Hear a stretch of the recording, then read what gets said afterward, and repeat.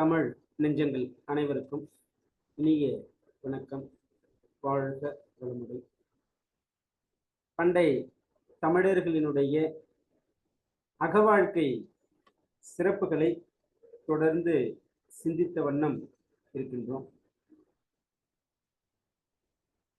இன்றைய இந்த வகுப்புல நாற்கவிராச நம்பி அவர்கள் எழுதிய நம்பியகப்பொருள் என்கிற அக இலக்கண நூலிலிருந்து அந்த நூலில் உள்ள 5 இயல்களில் 5வது இயல் ஒழிபியல், அதில் உள்ள செய்திகளை இன்றைக்கு நாம் சிந்திக்க இருக்கோம்.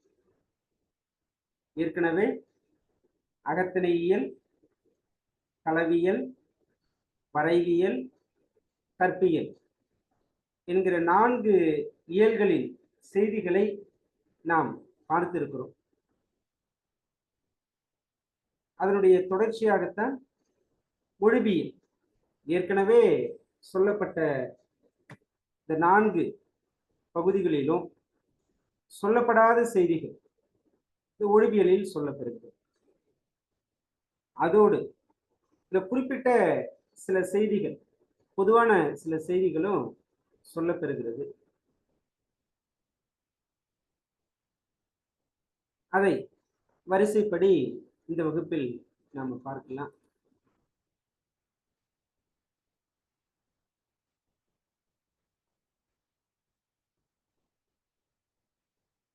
இந்த அகத்திணை அகப்பொருள் சார்ந்த ஒழிபியல் என்கிற பகுதியில என்னென்ன செய்திகள் சொல்லப்படுகின்றன, முதல்ல அந்த செய்தியை தெரிந்து கொண்டு பிறகு ஒவ்வொன்றை பற்றியும் நாம விரிவாக பார்க்கலாம்.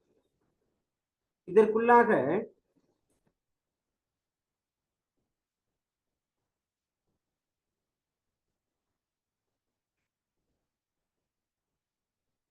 திணை, கைக்கோள் இவை பற்றிய செய்திகள் முதலில் சொல்லப்படுகின்றன. திணை, கைக்கோள் இதை நம்ம ஒரு முன்னுரை போல எழுதிப்போம்.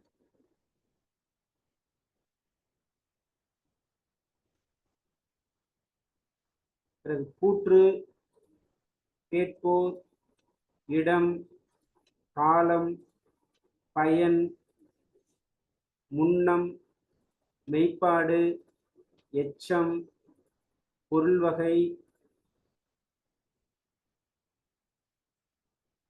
துறை, இந்த செய்திகளும் இதனை தொடர்ந்து உள்ளுரை ஓமம், வெளிப்படை ஓமம், இறைச்சி பொருள், அகப்புற பெருந்திணை, அகப்பாட்டினுள் பாடப்பெறும் தலைவர்கள், அகப்புற பாட்டு, திணை மயக்கம், இந்த செய்திகள் எல்லாம் இந்த ஒழிபியல் பகுதியில நாம் பார்க்க இருக்கோம்.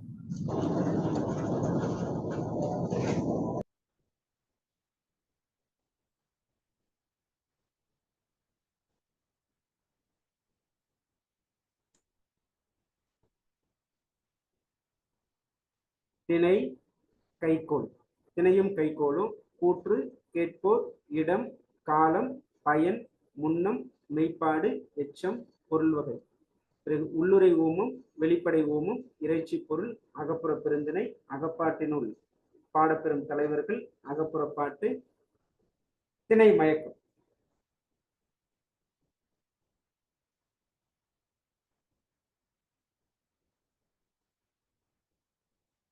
ஒழிவு என்பதற்கு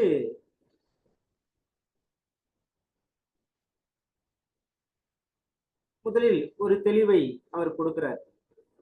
ஒழிவு எனப்படுவது அகப்பாட்டு உறுப்பும் வழுவும் அமையும் தழுவியதாகும். இந்த அகப்பாட்டிற்குரிய உறுப்புகள் மிக முக்கியமான பகுதி. அது ஏற்கனவே தேர்வில் கேட்கப்பட்டது. அகப்பாட்டின் உறுப்புகள் எத்தனை என்று.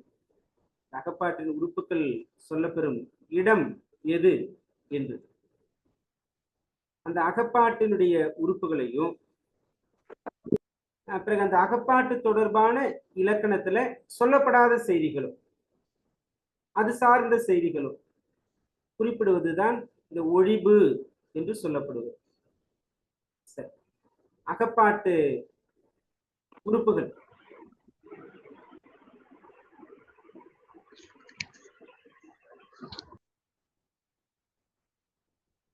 அகப்பாட்டு உறுப்புகள் இதை நாங்க வரிசையா இருக்கு, இதை எழுதிக்கோங்க. 12 உறுப்புகள்: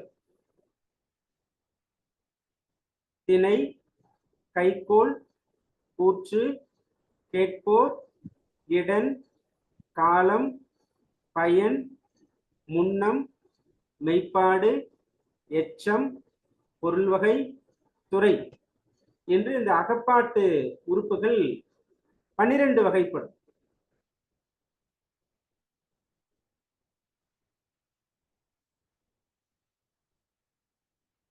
இந்த 12ஐயும் வரிசையாக எழுதிக்கோங்க.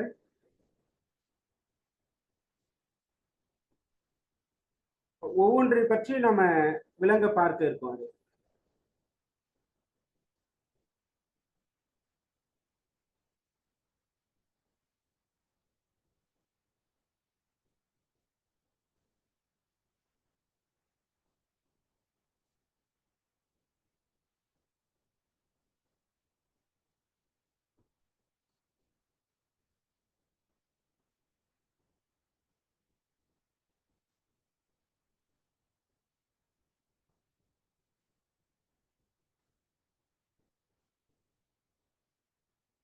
இந்த 12 உறுப்புகள் அகப்பாட்டு உறுப்புகள். இப்ப செயலுக்குரிய உறுப்புகள் எத்தனை?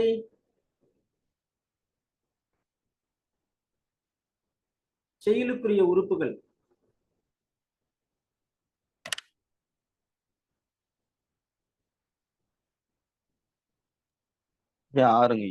ஆறு. நம்ம யாப்புல பார்க்கிறோம் செயலுக்குரிய உறுப்புகள். ஆனால் இங்க அகப்பாட்டிற்குரிய உறுப்புகள் என்று நம்பியக பொருள் ஒழிபியல்ல 12 சொல்லப்படுகிறது.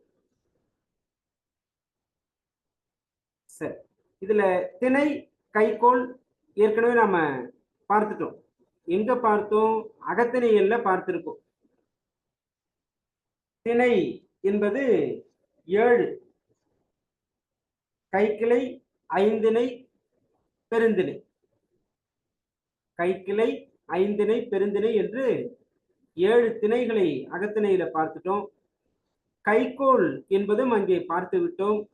கைக்கோள் என்பது களவு, கற்பு என்று 2. கைக்கோள் என்பது களவு கற்புமாகிய 2. கூற்று. கூற்று என்பது இந்த களவு கற்பு ஒழுக்கத்துல பேசப்படுகிற நபர்கள். கேட்போர், சொல்லுகிற செய்தியை கேட்பவர்கள் கேட்போர். இடம் என்பது அந்த செயல் நிகழும் இடம். காலம் என்பது 3 காலம்: இறந்த காலம், நிகழ்காலம், எதிர்காலம். முன்னம் என்பது குறிப்பு, ஒரு குறிப்பை வெளிப்படுத்துவதுதான் முன்னம். மெய்ப்பாடு, அது மெய்யின் கண்ணே தோன்றுவது, உடம்புல வெளிப்படுகிற அந்த நிலைதான். உடலின் செயற்பாடு மெய்ப்பாடு. எச்சம், முற்று பெறாது, ஏதேனும் ஒன்றை சேர்த்துதான் அதை முடித்து வைக்கணும். ஆக துறை என்றால் மார்க்கம், வழி. சரி,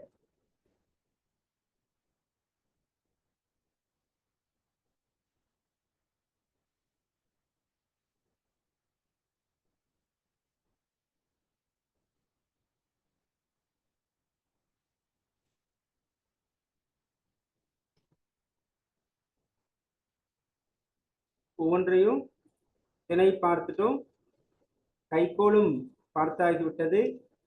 இப்ப கூற்று என்றால் என்ன? கூற்றுன்னா களவு கற்பு சூழல்ல சொல்லப்படுகிற அந்த செய்திதான் என்று நம்ம பார்த்திருக்கோம். குறிப்பா தலைவன், தலைவி, பார்ப்பான், தோழன், தோழி, செவிலி, இந்த 6 பேரும் களவுல நிகழ்கிற கூற்றுக்கு உரியவர்கள். இந்த கூற்றை 2 வகையா நாம பிரிக்கிறோம்.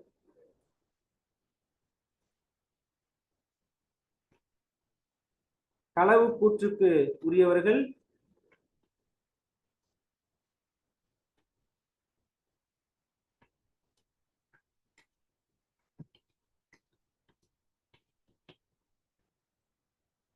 களவு கூற்றுக்கு உரியவர்கள் 6 பேர்.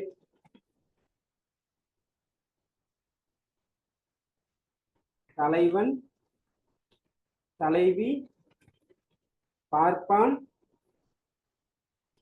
பாங்கன் அதான் தோழன், பாங்கி, செவிலி,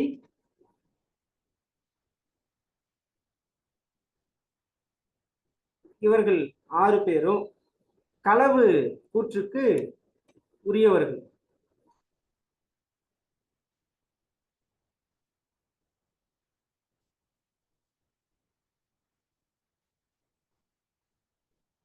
அடுத்து கற்பு கூற்றுக்கு உரியவர்கள்.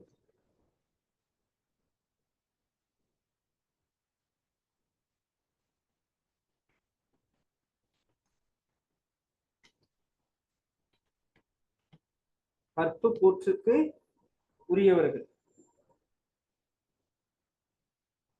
7 பேர்.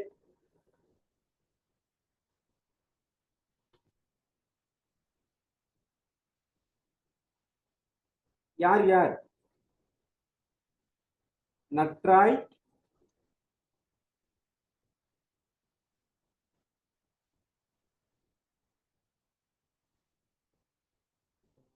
இந்த 7 என்பதுல சற்று கவனம் இருக்கட்டும். அந்த எண்ணிக்கை சிலது கூட்டி சொல்ல போறோம்.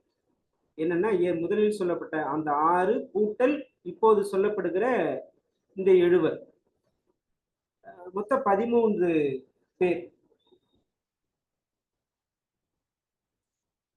நற்றாய், கண்டோர்,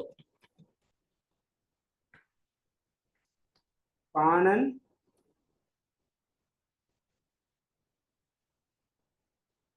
கூத்த, விரலி, பரத்தை, அறிவர். இந்த 7 பேரும் இவர்களோடு களவிற்குரிய 6 பேரும்.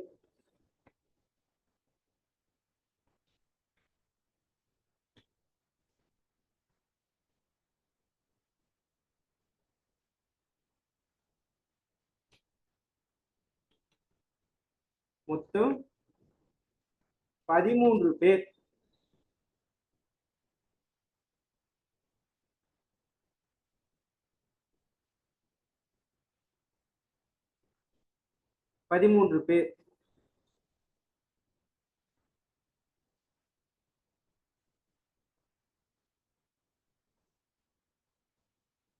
கூற்று நிகழ்வதற்கு உரியவர்கள் மொத்தம் 13 பேர். இங்க நம்ம போட்டு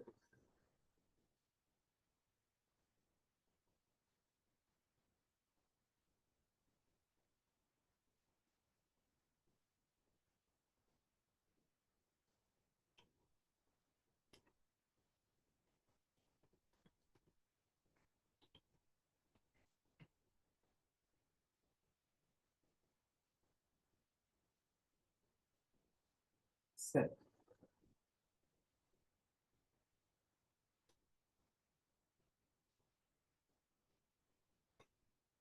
இந்த கூற்று என்று வரும்போது மற்றொரு செய்தியையும் நம்ம இங்க சிந்திக்கணும்.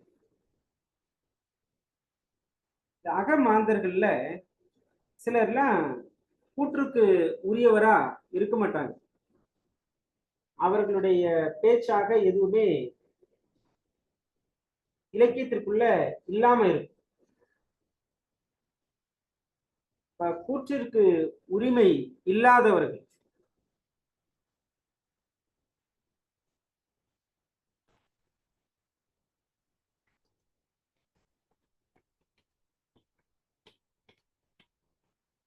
கூற்றுக்கு உரிமை இல்லாதவர்கள் யார் யார்?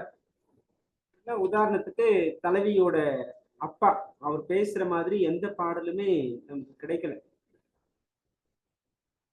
பெற்றோன் பயந்தோன்.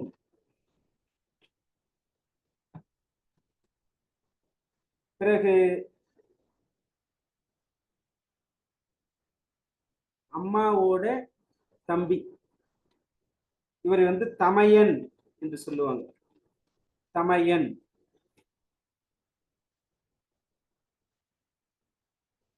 இவர்கள் இந்த அகமா கூற்றுக்கு உரியவர்கள் வருத்தப்படும் சூழல்ல அதை அதை கண்டு வருந்துறாங்கல்ல, அவங்க எல்லாருமே பேசக்கூடியவர்களா இருக்க மாட்டாங்க. ஆக வருந்திய நிலை அறிந்தோர்.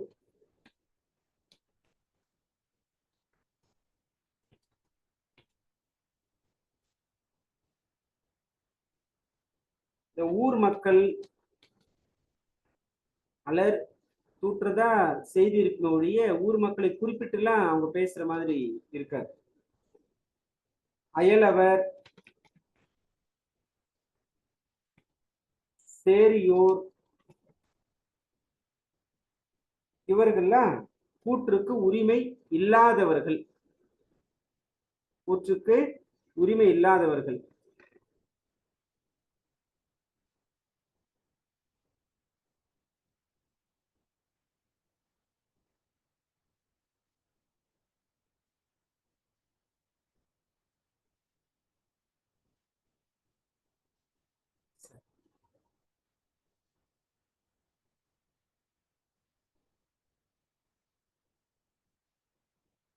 தலைவன் பேசும்போது ஒரு செய்தி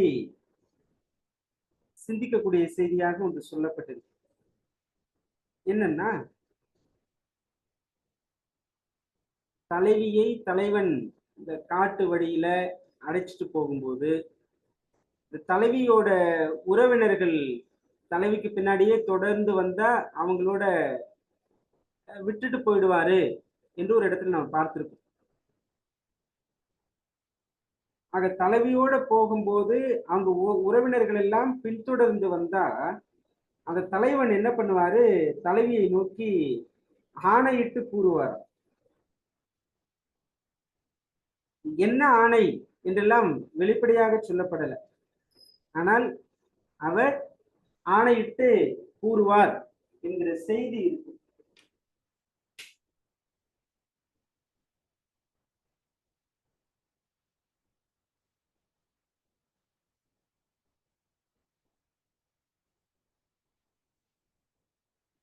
தலைவி கூற்று தலைவி கூற்று அவள் அறிந்த அளவு இருக்கும். அதாவது இல்வாழ்க்கை வீட்டுக்கு ஏகவாம பக்கத்துல இருக்கிற செய்திகளை பற்றி பேசுவா என்று நம்ம பார்த்திருக்கோம். ஆனா அந்த தலைவி அந்த சுரம் அதை பற்றியும் பேசுவா. எப்ப பேசுவான்னா, தலைவனோடு அந்த உடன்போக்கு போகிற போது அந்த வெப்பம் மிகுந்த அந்த கொடுமையான அந்த வழி அதை குறித்து பேசுவான். இரண்டாவது, அவனை பிரிந்திருந்த காலத்துல தன்னுடைய மனசோடவும் தன்னுடைய தோழிமார்களோடும் அந்த சுரத்தோட இயல்பு பற்றி பேசுவார். ஏன்னா அவர் இந்த மாதிரியான ஒரு கொடுமையான வழியில போயிருக்காரு, என்ன மாதிரி ஆபத்து அவருக்கு ஏற்படுமோ என்று அப்போது அதை பற்றி பேசுவார். இது ஒரு 2 சிறப்பு விதி தலைவனுக்கும் தலைவிக்கும் அந்த கூற்று என்கிற வகையில்.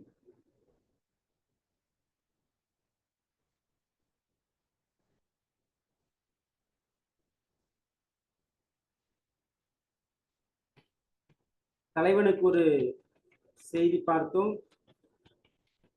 தலைவிக்கு ஒரு செய்தி பார்த்தோம். நற்றாய் பெற்றெடுத்த தாய் இவங்க எங்க பேச மாட்டாங்க, இவங்களுடைய கூற்று நிகழாத இடம். தலைவன் தலைவி கிட்ட நேரடியாக நற்றாயின் கூற்று நிகழாது. நற்றாய் கூற்று நிகழாத இடம்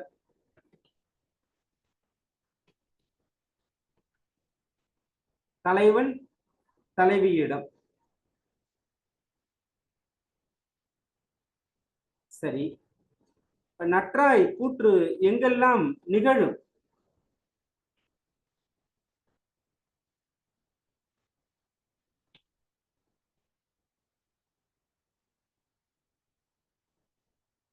எங்கெல்லாம் நிகழும் அப்படின்னா, தலைவி வந்துட்டு தலைவனோட உடன்போக்கு போகிற சூழல்ல அதை கண்டு உணர்ந்த வகையில அந்தணர், தெய்வம், அயலோர், அறிஞர் பெருமக்கள், தன்னுடைய வருத்தத்தை உணர்ந்த நல்ல மனிதர்கள், செவிலி, பாங்கி, எதிர்வரவு கண்டோர், இவங்க கிட்டலாம் நற்றாய் பேசுவாங்க.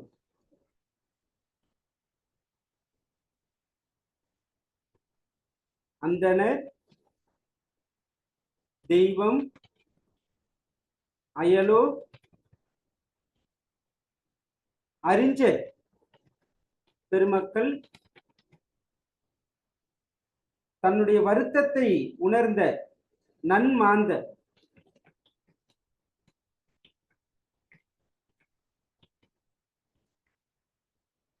தன் வருத்தத்தை உணர்ந்த நன்மாந்த,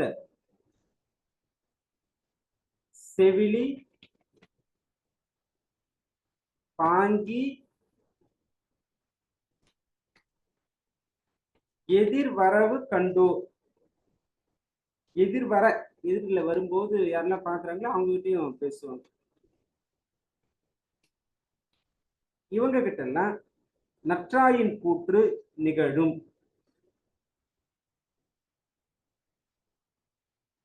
தலைவன் தலைவி கிட்ட மட்டும் நற்றாய் நேரடியாக பேசுவது கிடையாது.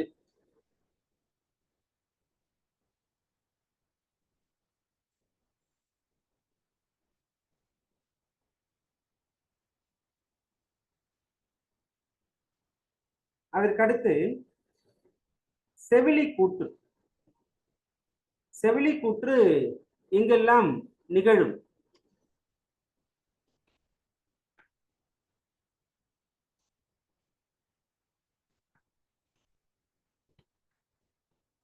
செவிலி கூற்று நிகழும் இடம்.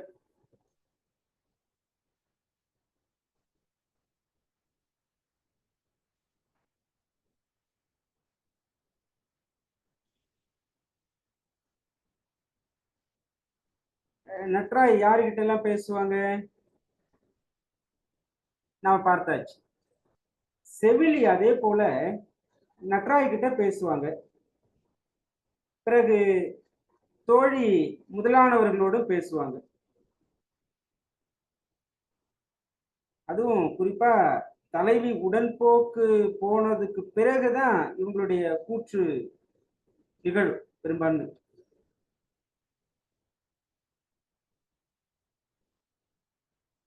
எழுதிக்கோங்க. நற்றாய்,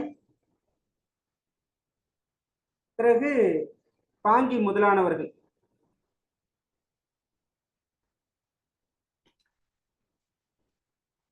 நற்றாய், பாங்கி முதலானவர்கள், இங்கெல்லாம் செவிலியின் கூற்று நிகழும். கண்டோர் கூற்று. கண்டோர் கூற்று நிகழும் இடம்.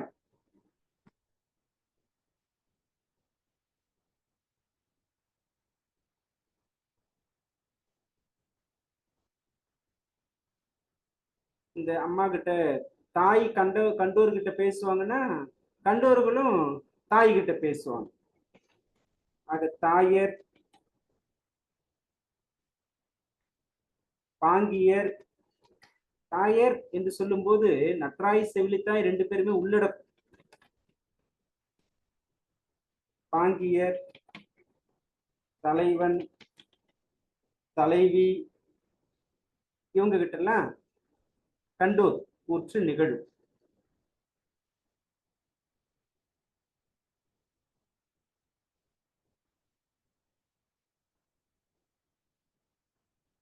இதுவரைக்கும் நாம பார்த்த யார் யாரையெல்லாம் பார்த்திருக்கோம் கூற்றுல? தலைவன், தலைவி, நற்றாய், பிறகு செவிலி, கண்டோர். இவர்களுடைய கூற்றுகள் பற்றி பார்த்திருக்கோம். இவங்க இல்லாம மற்றவர்களுடைய கூற்றும் தலைவன் தலைவியோடு ஏற்ற இடத்துல நிகழலாம். சரி,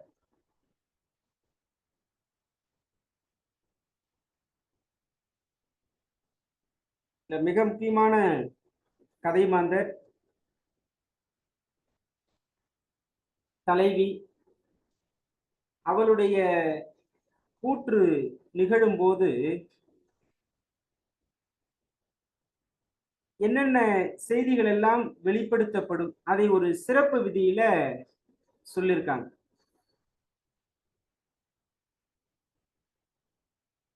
தன்னோட மனசு, நாணம், நல்ல அறிவு, பிறகு சூரியன், நிலவு, மாலை பொழுது, பறவை, விலங்கு, கடல், சோலை, இவை இல்லாத மற்றனவும் தலைவி கிட்ட பேசுற மாதிரியே இருக்குமா. சில நேரத்துல இனிமையான சொற்களை அவையெல்லாம் சொல்லுவது போல இருக்குமா. தான் சொல்றதெல்லாம் அது செய்வதை போலவே தோணுமா. தலைவனை தன்னுடைய மனதிலே சுமந்த அந்த தலைவிக்கு இது போன்ற நிலையெல்லாம் இருக்கும்.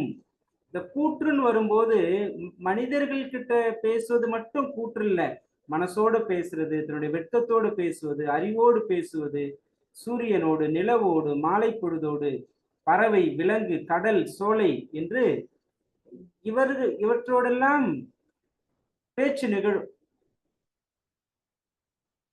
இது தலைவி கூற்றிற்கு ஒரு சிறப்பு செய்தி. மகிழ்ச்சியான சூழல்ல பார்க்கிற போது மகிழ்ச்சியை இரட்டிப்பாகும், மற்ற நேரத்துல பார்க்கிற போது ஆறுதல் சொல்லுவது போல இருக்கும்.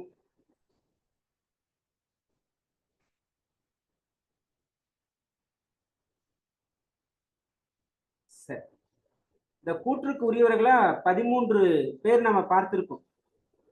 கூற்றிற்கு உரியவர்கள் மொத்தம் 13 பேர்.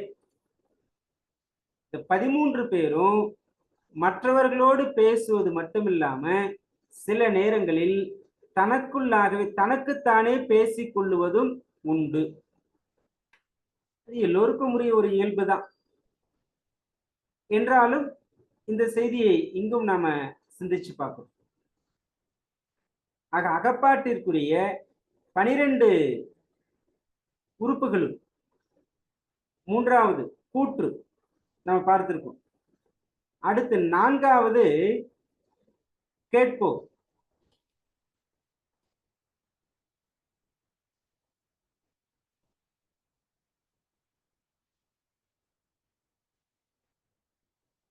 இந்த 4வது கூற்றாக இருக்கிற உறுப்பாக இருக்கிற கேட்போம். இந்த கேட்போர் யார் அப்படின்னா ஒரு 10 நபர்கள் கேட்போருக்கு உரியவர்களா ஒரு 10 பேர் சொல்லப்பட்டிருக்கிறது.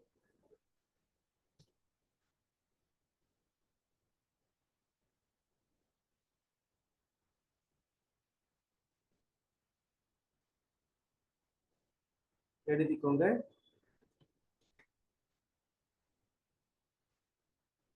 அந்தணர்,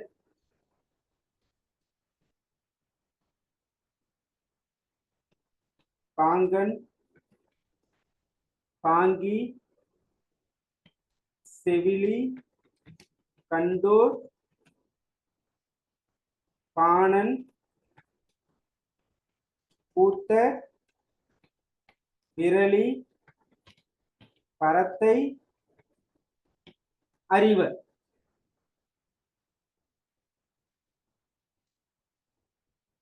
அந்தணர், பாங்கன், பாங்கி, செவிலி, கண்டோர், பாணன், கூத்தர், விரலி, பரத்தை, அறிவர்.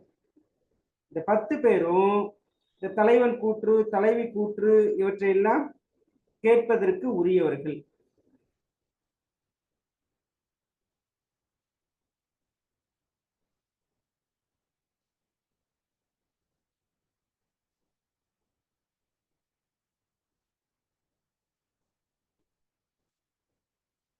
மற்றபடி இந்த 4 வேதங்களினுடைய சாரத்தை உணர்ந்தவர்கள், வாழ்க்கை பற்றிய உண்மையை அறிந்தவர்கள், இவர்களுடைய செய்திகள் எல்லாம் தலைவன் முதலாக இருக்கக்கூடிய எல்லோருமே கேட்பதற்கு உரியவர்கள்.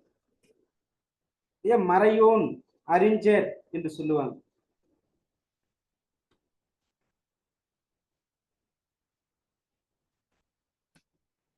மறையோன்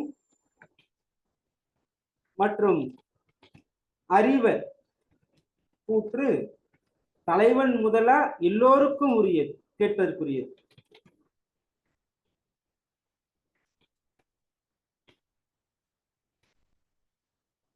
தலைவன் முதலா எல்லோரும் கேட்பதற்குரியது.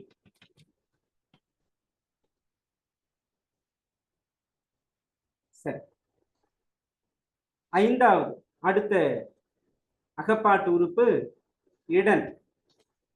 இடம், இடன் கடை போலியாக வந்திருக்கிறது.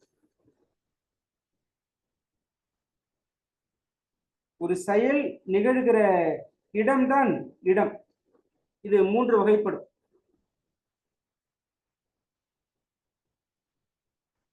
ஒரு செயல் நிகழும் இடம்,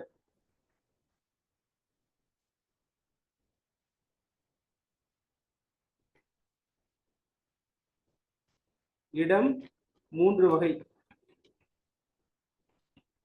தன்மை, முன்னிலை, படர்க்கை.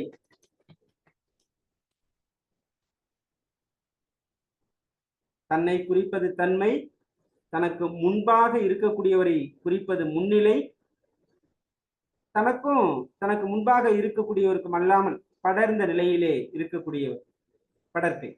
3வது மனிதர்.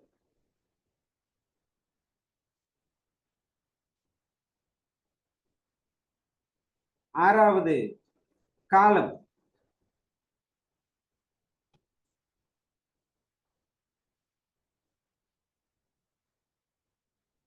ஆறாவது காலம். காலமும் நாம் அறிந்ததுதான். 3 வகை: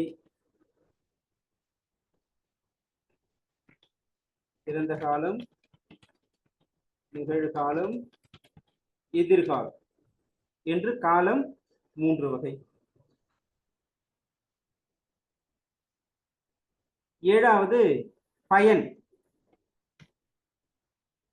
பயன்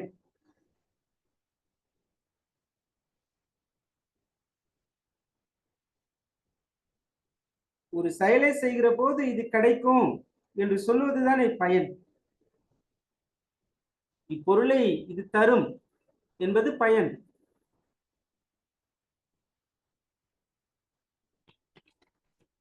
இப்பொருள் பயக்கும் இத்து என்பது பயனே. இதுதான் நூற்பாவே. இந்த பொருளை இது கொடுக்கும், இது இந்த வேலை செஞ்சா இது கிடைக்கும், அதுதான் பயன். 9வது முன்னம். முன்னம் என்றால் குறிப்பு என்று பார்த்திருக்கும்.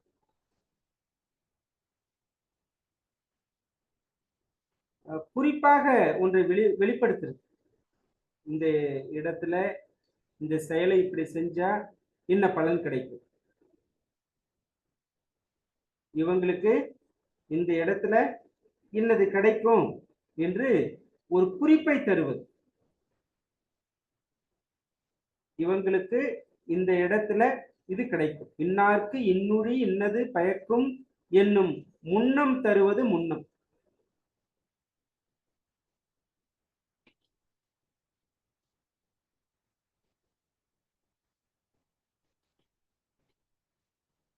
இத்தன்மையார்க்கு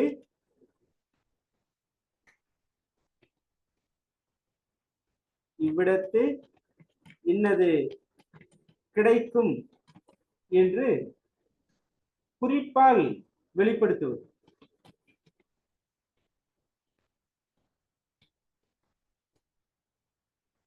நம்ம வகுப்பறையில மாணவர்களை பார்க்கும்போது ஒவ்வொரு மாணவரும் ஒவ்வொரு செயல்பாடு, ஆக ஒவ்வொரு செயல்பாடுடைய மாணவருக்கும் அவங்க என்னென்ன நிலைக்கு போவாங்கன்னு நமக்கு தெரியும்.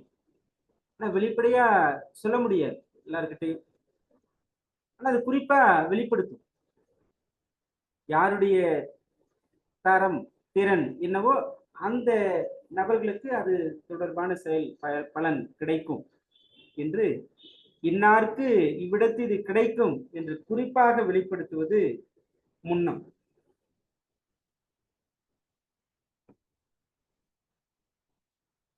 மெய்ப்பாடு 9வது அகப்பாட்டு உறுப்பு. மெய்ப்பாடு நகை முதலாக சொல்லப்பட்ட நகையே, அழுகை, இளிவரல், மட்கை, அச்சம், பெருமிதம், வெகுளி, உவகை, இந்த 8மே மெய்ப்பாடு. நகை முதலாம் 4 மெய்ப்பாடும் நிகழ்பொருள் மெய்ப்பட நிற்பது மெய்ப்பாடு. 8 வகையான உணர்வுகளும் உடலில் தோன்றும் வெளிப்பாடுதான் மெய்ப்பாடு.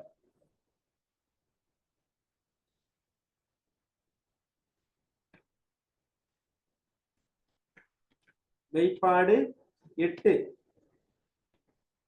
நகை, அழுகை, இளிவரல், மருட்கை, அச்சம், பெருமிதம், உவகை, வெகுளி. நகையே, அழுகை, இளிவரல், மருட்கை, அச்சம், பெருமிதம், உவகை, வெகுளி என்று அப்பால் 8 மெய்ப்பாடு என்ப. 8 வகை உணர்வுகளால் உடலில் தோன்றும் வெளிப்பாடுதான் மெய்ப்பாடு.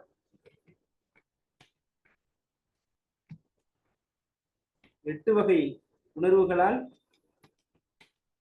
உடலில் தோன்றும் வெளிப்பாடே மெய்ப்பாடு.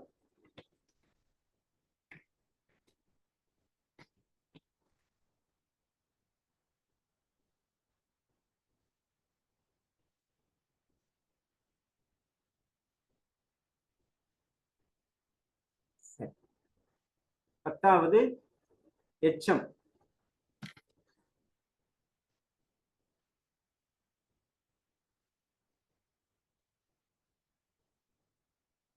எஞ்சி நிற்பது எச்சம்.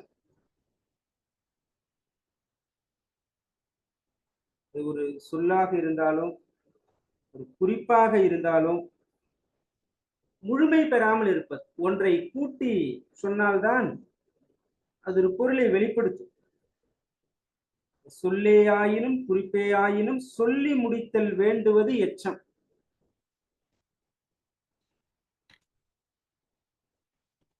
நல்ல வரையறை மனசுல பதிவு வச்சுக்கலாம். அதனால அந்த நூற்று அப்படியே கொடுக்க.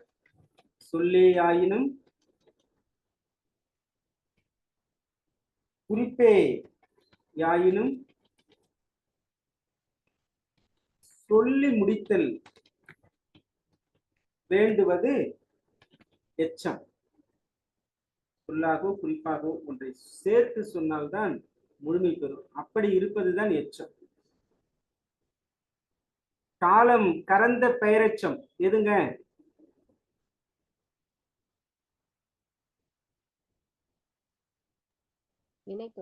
ஆமா,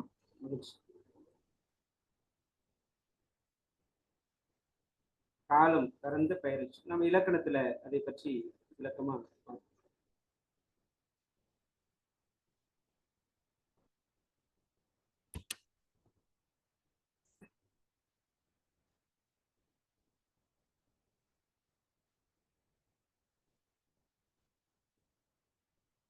பொருள் வகை.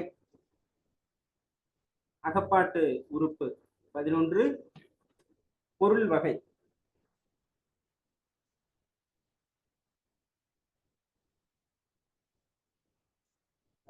ஒரு திணைக்கு இந்த பொருள் உரிமை என்று இல்லாம எல்லா திணைக்கும் பொதுவாக நிற்கும் தன்மையுடையதுதான் இந்த பொருள்.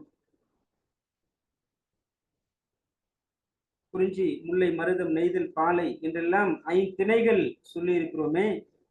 அதுல இந்த ஒரு திணைக்கு தான் இது உரியது என்று இல்லாம எல்லா திணைக்கும் பொதுவாக நிற்கக்கூடிய தன்மை உடையதுதான் பொருள். ஒரு திணைக்கு உரிமை பூணா நிலைமை பொருள் வகை. இந்த வரையறை வைத்து நமக்கு வினாக்கள் வரும்.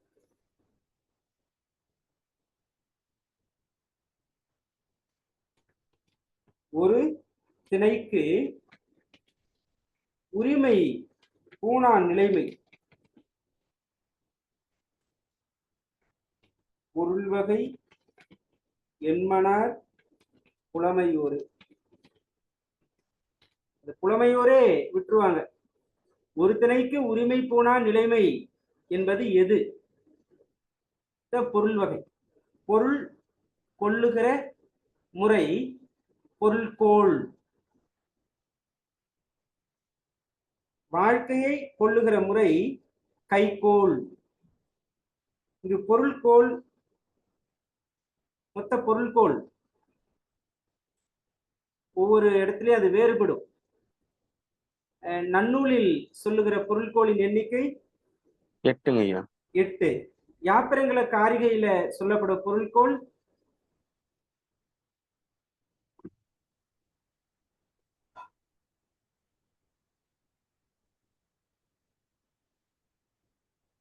9 வகை பொருள்கோள். சொல்லுங்க ஐயா.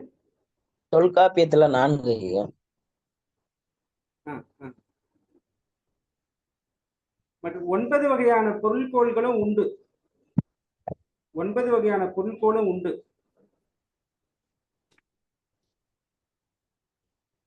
என்னன்னா நிரல் நிறை,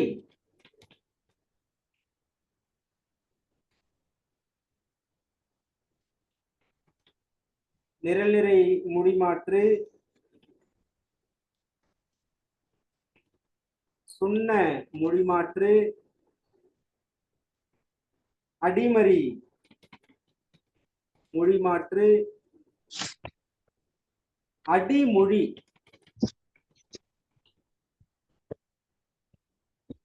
அடிமொழி மாற்று, கூட்டுவில் பொருள்கோள், புனல் யாற்று பொருள்கோள், தாப்பிசை பொருள்கோள், அலைமறி யாப்பு இல்ல பாப்பு என்றும் சொல்லப்படும், கொண்டு கூட்டு பொருள்கோள்.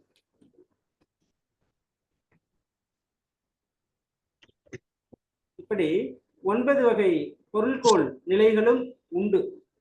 இதை அகப்பொருளை தெளிவா இன்னென்னதான் சொல்லல, ஆனா உரையாசிரியர்கள் அதை மேற்கோள் காட்டி சொல்லியிருக்காங்க.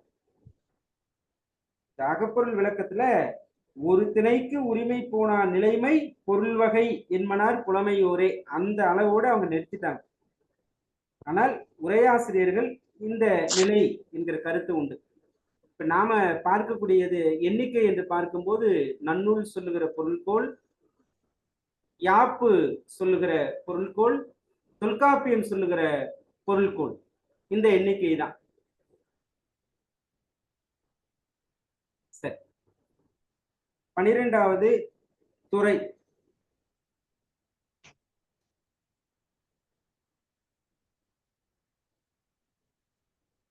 துறை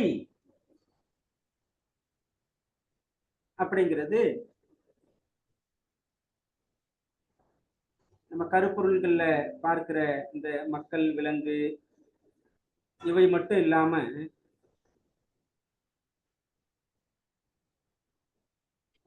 புலவர்கள் சொல்லுவது இந்த இடத்துல துறை. சொல்லிய அல்ல ஒன்றினும் அவற்றோடு ஒல்லும் வகை தேர்ந்து உணர்த்தியில் விழாமல் உரைப்போர் கேட்போர் உண்மையின்றி உரைக்கும் கவியே உரைப்பது துறையே. இறுதி அடி உரைக்கும் கவியே உரைப்பது துறையே. ஒரு புலவரே தானே கூறுவதுதான் இங்கு துறை என்கிற உறுப்பு.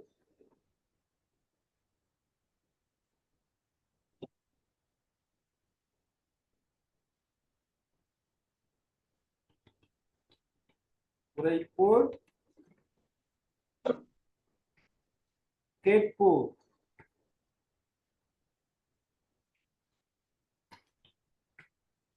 உண்மையின்றி உரைக்கும் கவியே உரைப்பது துறையே. புலவரே சொல்லுவது.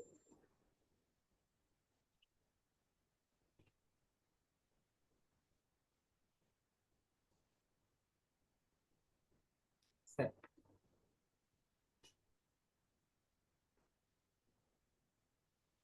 அகப்பாட்டிற்குரிய 12 உறுப்புகள் பார்த்திருக்கிறோம். அகப்பாட்டிற்குரிய 12 உறுப்புகள்: திணை, கைக்கோள், கூற்று, கேட்போர். இடம், காலம், பயன். இதுல திணை, பிறகு கைக்கோள், கூற்றும் கூற்றை கேட்பவர்களும், இடம், காலம், பயன் 7 ஆயிடுச்சு. குறிப்பு, அதான் முன்னம். முன்னம், மெய்ப்பாடு, எச்சம், பொருள் வகை, துறை என்று 12ம் அகப்பாட்டின் உறுப்புகள். இதை தொடர்ந்து உள்ளுரை ஓமம்.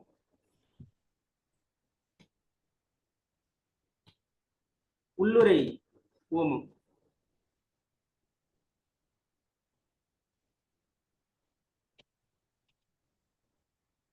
வரிசையில் போட்டு பார்க்கலாமா?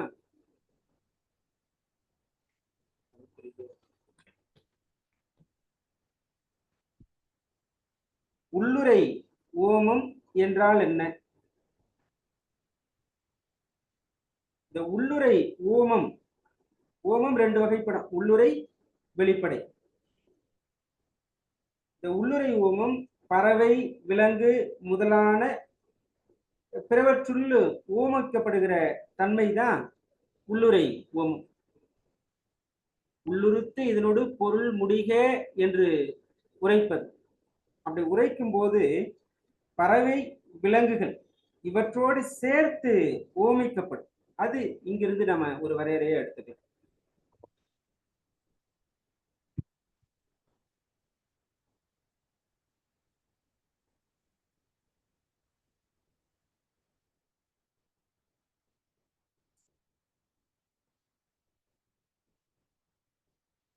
உள்ளுரை ஓமம் என்பது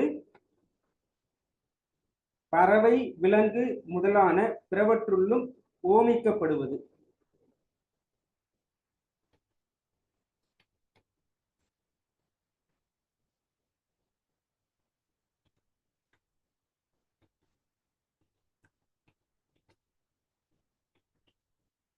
தொல்காப்பியத்திலே இதற்கு விளக்கம் அது வேறா இருக்கும். இங்க வந்துட்டு இவர் சொல்லுகிற ஒரு செய்தி, அது பறவை, விலங்கு இவற்றோடு ஓமித்து அதற்குள்ளே ஒரு செய்தியை வைத்து கூறுவது.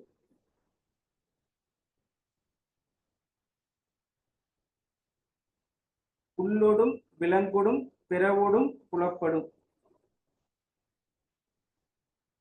கேள்வியா வருகிற போது புல்லொடும் விலங்கொடும் பிறவோடும் புலப்படுவது உள்ளுரை ஓமம்.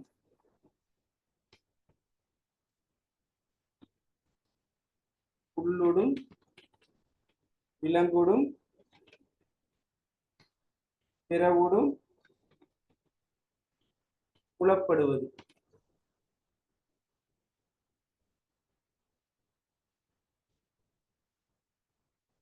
வெளிப்படை ஓமம்.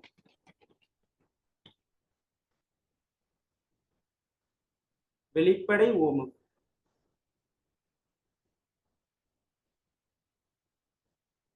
இது 4 அடிப்படையில வரும். வெளிப்படை ஓமம் என்பது 4 அடிப்படையில வரும்: வினை, பயன், மெய், உரு.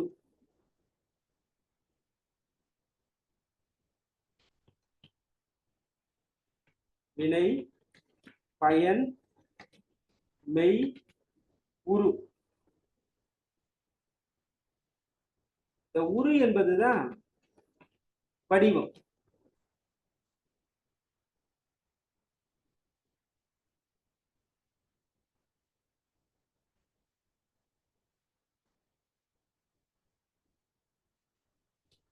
என்று அனைத்தும் வெளிப்பட நிற்பது. இது வெளிப்படை ஓமம். தனித்தனியாக பிரித்தோம். வினை ஓமம், பயன், மெய், படிவம் என்று நம்ம அணியில பார்த்திருக்கோம்.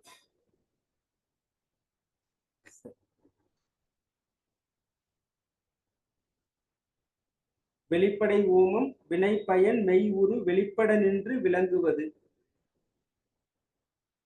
வினாவில் வருகிற போது வினை பயன் மெய் உரு வெளிப்பட நின்று விளங்குவது.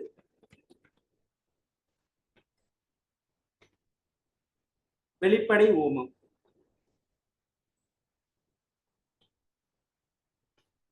இறைச்சி பொருள்.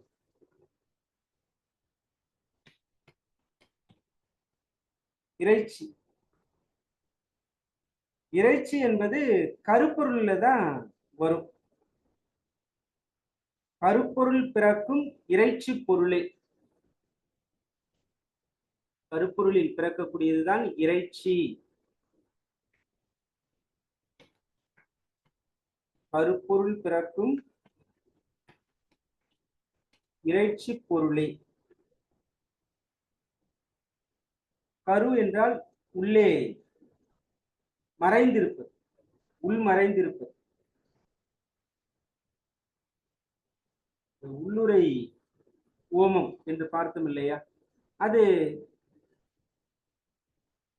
புல் விலங்கு பிறவற்றோடு ஓமைக்கப்படும் என்று பார்த்தோம். இங்க இந்த இறைச்சி பொருள் என்பது உய்த்து உணர்ந்து கொள்ளுகிற பொருள். அங்க ஓமிக்கப்படும், இங்க நாம உய்த்து உணரும். அது ஒரு வகையில் அதோடு ஒத்ததுதான்.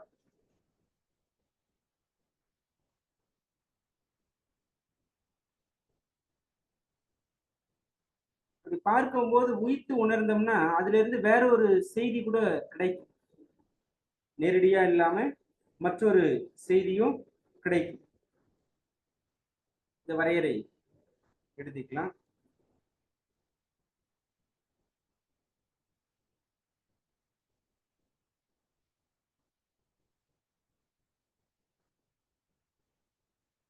உள்ளுரைக்கும் இறைச்சிக்கும் என்ன வேறுபாடு? ஒரு சிறு வேறுபாடு இருக்கு.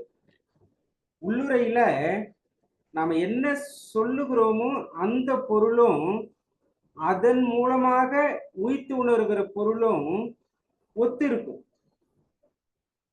ஆனா இறைச்சியில சொல்லப்பட்ட பொருளும் உணரப்பட்ட பொருளும் ஒத்து இருந்தது மட்டும் இல்லாம அதிலிருந்து மற்றொரு பொருளும் வெளிப்படும். அதான் இறைச்சி. உள்ளுரையில அந்த மற்றொரு பொருள் வெளிப்படாது. ஓமை ஓமையும் அதோட முடிஞ்சிடும். இங்க ஓமை ஓமயத்தின்படி வேறொரு பொருள் வெளிப்படுவதுதான் இறைச்சி. எழுதிக்கோங்க. உள்ளுரை என்பது கூறப்பட்ட பொருளும்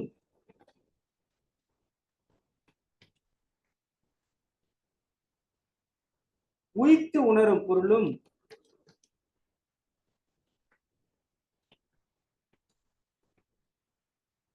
ஒத்து முடியும்.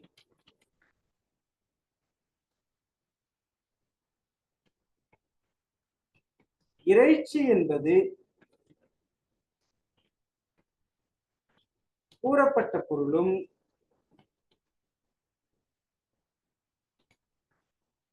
உய்த்து உணரும் பொருளும் ஒத்து முடிந்து அதிலிருந்து மற்றொரு பொருள்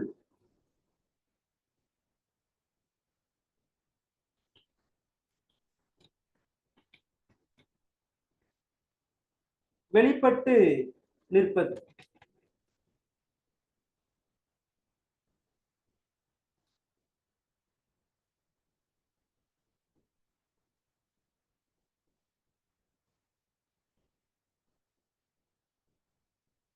உள்ளுரைக்கும் இறைச்சிக்கும் இதுதான் வேறுபாடு.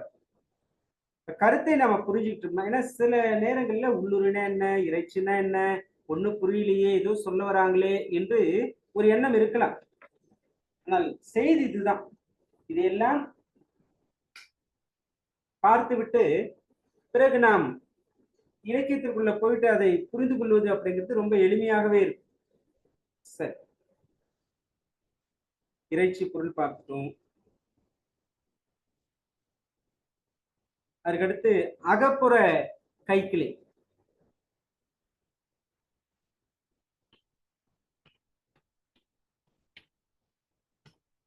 அகப்புற கைக்கிளை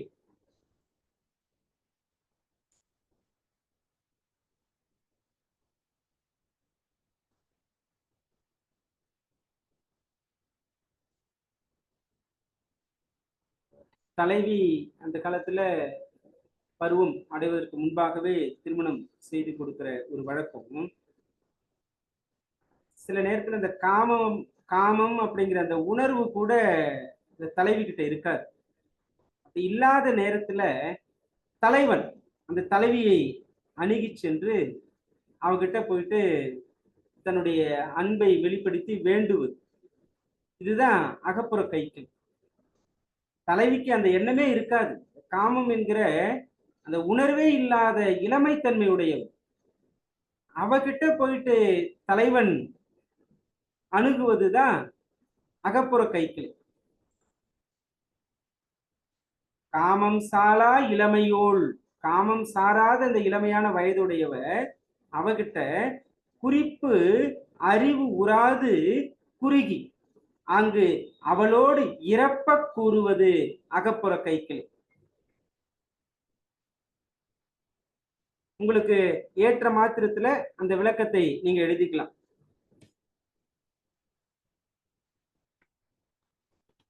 காமம் சாலா இளமையோள் வையின்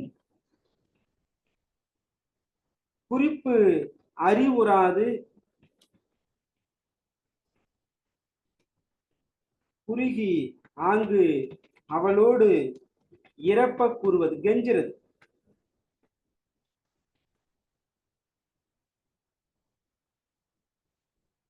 இறப்ப கூறுவது அகப்புற கைக்கிளை.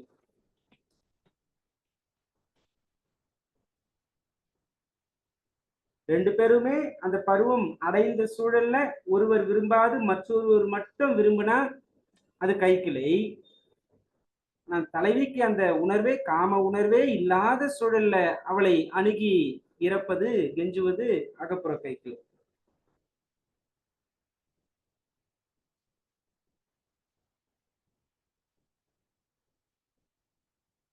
இது உயர்ந்தோர் மாட்டு பெரும்பாலும் நிகழாது.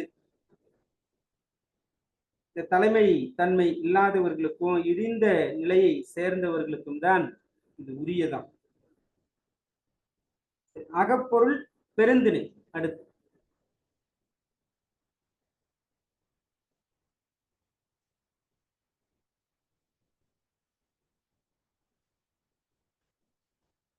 அகப்பொருள் பெருந்திணை.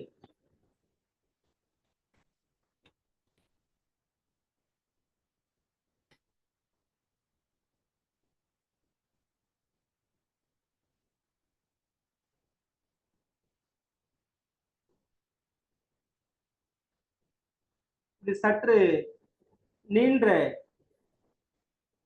விளக்கம். அகப்பொருள் பெருந்திணை, பெருந்திணைக்குரிய அந்த அகப்பொருள் என்னவாக இருக்கும்? தலைவன் தலைவி அவங்க நீங்கி செல்லும் போது மனசு வருந்தும். இது பொருள் தான், அக பொருள் தான். பெருந்திணைக்குரிய அந்த அகப்பொருள் நீங்கும் போது மனசு வலிக்கும். பேசாம போயிட்டு இந்த காதலை எல்லோருக்கும் தெரிவிக்கிற வகையில மடல் ஏறலாமா என்று மனது நினைத்து கலங்கும். ஏதாவது ஒரு இடத்தை சொல்லி அங்க போயிட்டு சந்திக்கலாமா அப்படின்னா அதற்கும் தடை உண்டாகும். ஏதேனும் ஒரு தெளிவான முடிவெடுத்து அணுகி போனோம்னா அவ விலகி போயிடுவா, இல்ல அவன் விலகி போயிடுவான். அப்படி இல்லாட்டி இந்த வெறியாடல் முதலிய செயல்பாடுகள்லாம் தேடி போனோம்னா அதனால நம்ம மனசு மாறுமா, இந்த கோயிலுக்கு போனா மனசு மாறுமா என்பது போல எந்த செயல் செஞ்சாலும் அந்த செயல்ல அந்த எண்ணமே வெளிப்பட்டு தோன்றுவது. பிறகு அப்போதுதான் தலைவி அந்த பூப்பு அடைந்த தன்மை பற்றிய செய்தியை உரைப்பது. இதெல்லாம் பெருந்திரைக்குரிய அகப்பொருள்.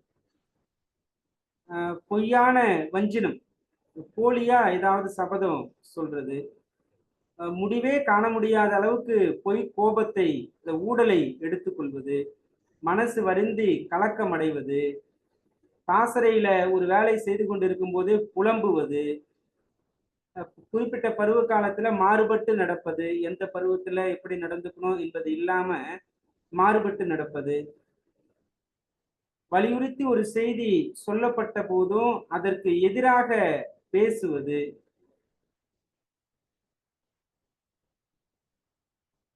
அன்பான மனைவியும் தலைவனும் காட்டிற்கு சென்று நோன்பு இருப்பது, இவையெல்லாம் பெருந்திணைக்குரிய அகப்பொருள் பெருந்திணை என்று குறிப்பிடப்பெறுவது. இறுதியாக சில செய்திகள் இருக்கு, முடிச்சிடலாம். ஒரு 10 நிமிடம் வகுப்புக்கு கொண்டு போக வேண்டாம். அகப்புற பெருந்திணை.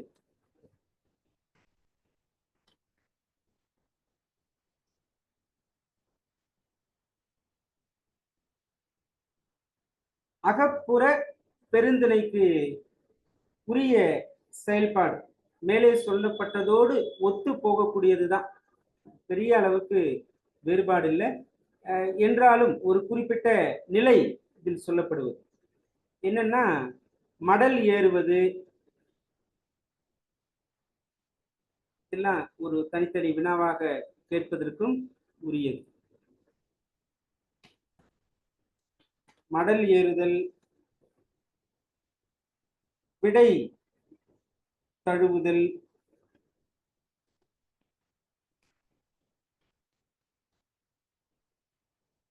குற்றிசை, குறுங்களி, ஒரு மதிப்பெண் அளவில் வரக்கூடிய செய்திகள், சுரநடை, முதுபாலை, ஒரு பொருள்ல பார்த்திருக்கோம் முதுபாலை, தாபத நிலை, தகுதார நிலை,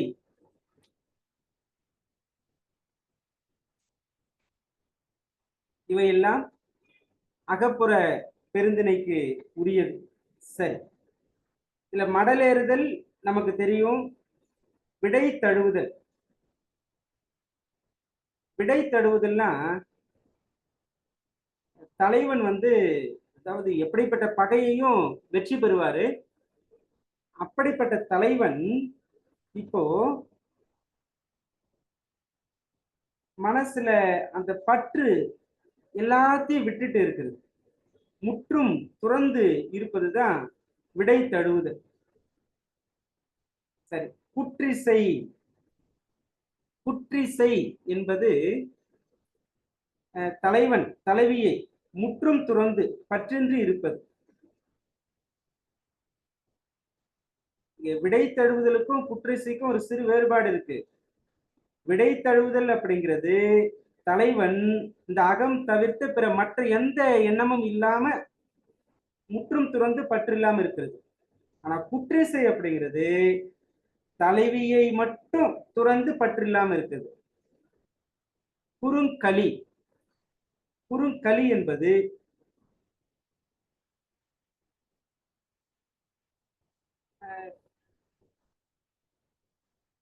முழுமையா அந்த துறந்து தலைவியை நீங்கிய அந்த தலைவன் தலைவியை பழி சொல்லுவார். அதான் குறுக்கல். தலைவிக்கு முன்னாடி வந்துட்டு பழி தூற்றுவார். இது குறுக்கல். தலைவியை துறந்த தலைவன் தலைவி முன்னின்று பழி தூற்றுவார். சுரநடை.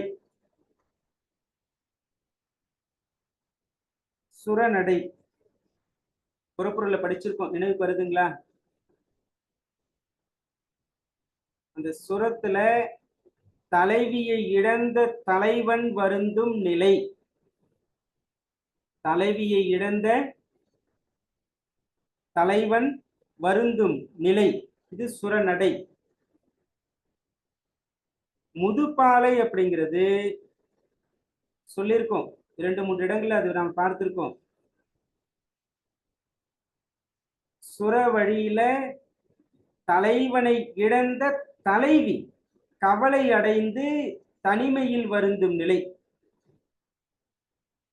தலைவனை இழந்த தலைவி அந்த வழியில தனிமையில நின்று புலம்புகிற நிலை, இதுதான் முதுபாலை. பாலைனாலே பிரிவு தானே. தாபத நிலை, தபுதார நிலை, இது சொல்லுங்க பார்க்கலாம். தாபதத்துக்கும் தபுதாரத்துக்கும் என்ன வேறுபாடு?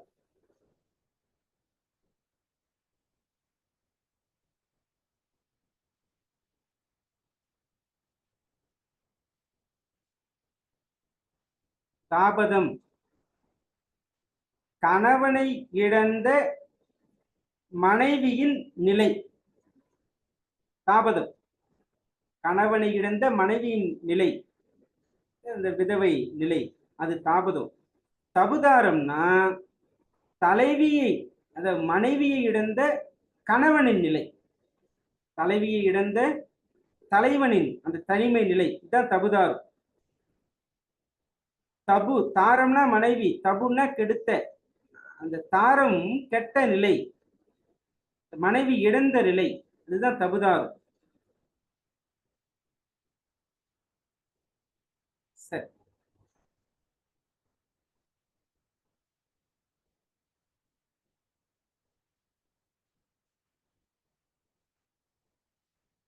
முடிவுக்கு வந்துட்டோம்.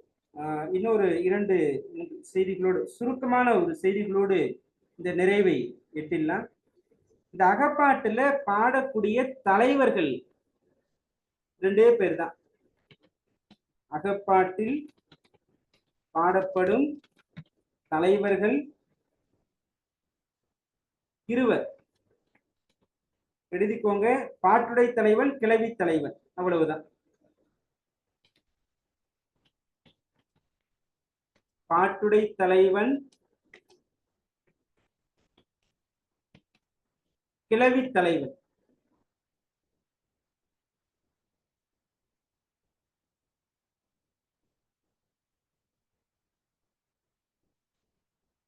சரி, இந்த அகப்பாட்டுல தலைவர்களுக்கு எப்படி பெயர் சொல்லப்படலாம்?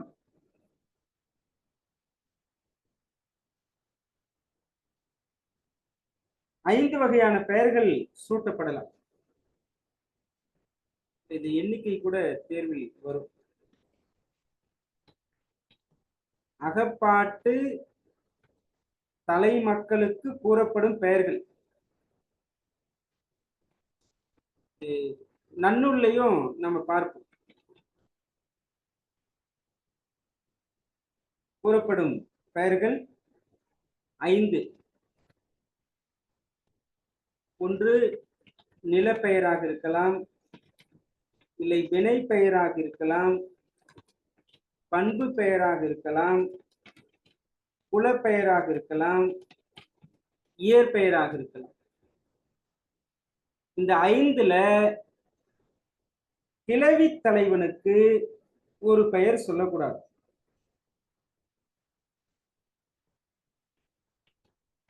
கிளவி தலைவனுக்கு கூறப்படாத பெயர்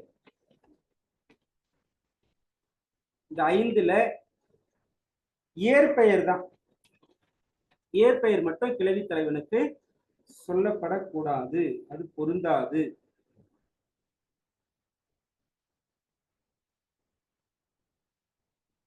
சரி, அகப்புற பாட்டு.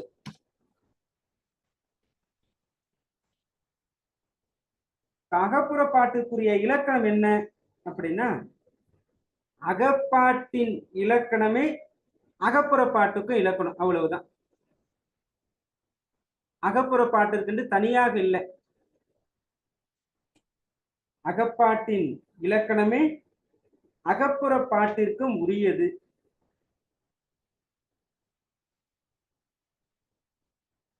இறுதியா திணை மயக்கம். திணை மயக்கம் முத்திர பொருளும் முத்திரம், மூன்று திறத்துடைய பொருளும் தத்தம் திணையோடு மரபில் வாராது மயங்களும் உரிய. ஒவ்வொரு திணைக்குரியதும் மற்ற திணையோடு மயங்குதலும் உண்டு என்று நிறைவில் சொல்லுகிறார். முதல் கரு உரி என்கிற மூன்று பொருள்கள் சில இடத்தில் மயங்கியும் வரும்.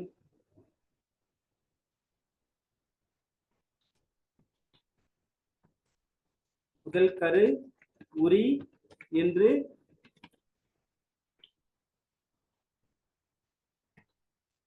பொருள்களும் சில இடங்களில் மயங்கியும் வரும். சொல்லிவிட்டு முற்று முடிவாக இதுவரைக்கும் இவ்வளவு இலக்கணங்கள் இந்த அகப்பொருளில் சொல்லப்பட்டிருக்கின்றன.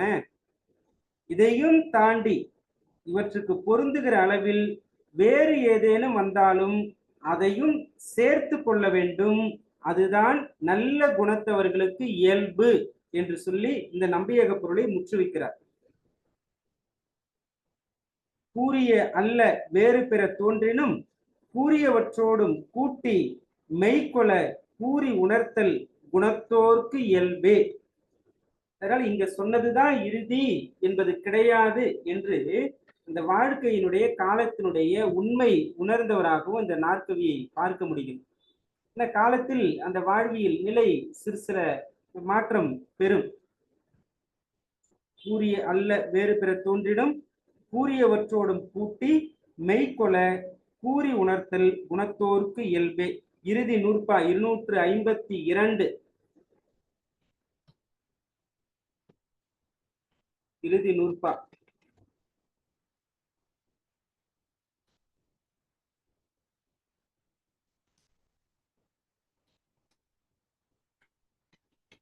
கூறிய அல்ல வேறு பிற தோன்றிடும்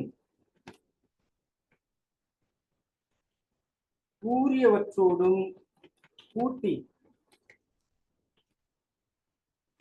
மெய்கொள கூறி உணர்த்தல் குணத்தோர்க்கு இயல்பு. ஒழிவியல் முற்றும். நம்பியக பொருள் முற்றும்.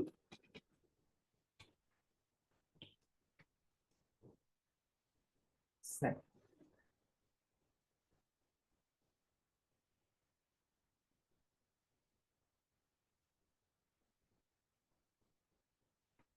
இன்றைக்கு பார்த்த செய்திகள் ஒரு 2 அல்லது 3 நிமிடம் அப்படியே திருப்பி பாருங்க.